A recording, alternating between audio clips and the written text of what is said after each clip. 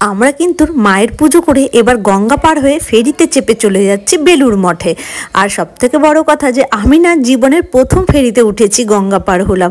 আমার যে এত আনন্দ লাগছে। আর জানেন তো বেলুড় মঠটা খোলার টাইমিংটা আমাদের জানা ছিল না, তাই আমরা চলে গেছিলাম 1:30টার দিকে, আর পরে শুনছি বেলুড় মঠ খুলবে 3:30টার দিকে।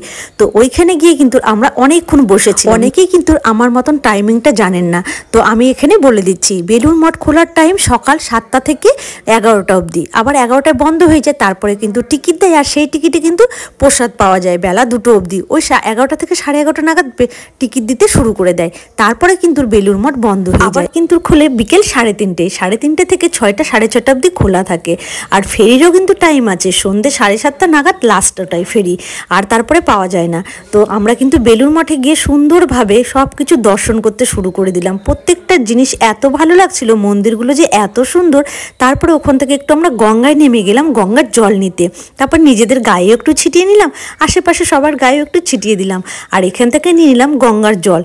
কি ভালোটাই না লাগছিল, পরিবেশটা এতটাই সুন্দর, নিরিবিলি একটা পরিবেশ, এত সুন্দর গঙ্গার হাওয়া, চারিদিকটা কিন্তু বেশ ভালো লাগছিল।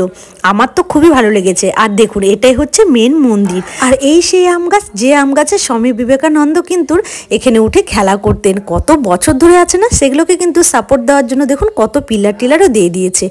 আমরা ঘুরে টুরে ওই 5টা কি 5:30 নাগাদ কিন্তু বেরিয়ে গেলাম, কারণ আমাদেরকে ফেরিটা ধরতে হবে। আর তখন কিন্তু অলরেডি ভীষণই ভিড় হয়ে যাচ্ছিল, আর সন্ধেও লেগে গেছিলো, বাড়ি আসতে হবে। আর দেখুন সন্ধেবেলা মায়ের মন্দিরটা কিন্তু একটা আলাদা রকমই সৌন্দর্য লাগছে, যেহেতু চারিদিকে এত সুন্দর লাইট জ্বলছে। মায়ের মন্দিরটা দেখতে এত ভালো লাগছিল। তো আমরা ওখান থেকে ফেরিতে করে নেমে তারপরে আবার মায়ের মন্দিরের দিকে আসছি, কারণ আমরা দক্ষিণেশ্বর থেকে মেট্রোটা ধরে নেব, আর মেট্রো ধরে আমরা আমাদের বাড়ির উদ্দেশ্যে কিন্তু রওনা দিয়ে দেবো।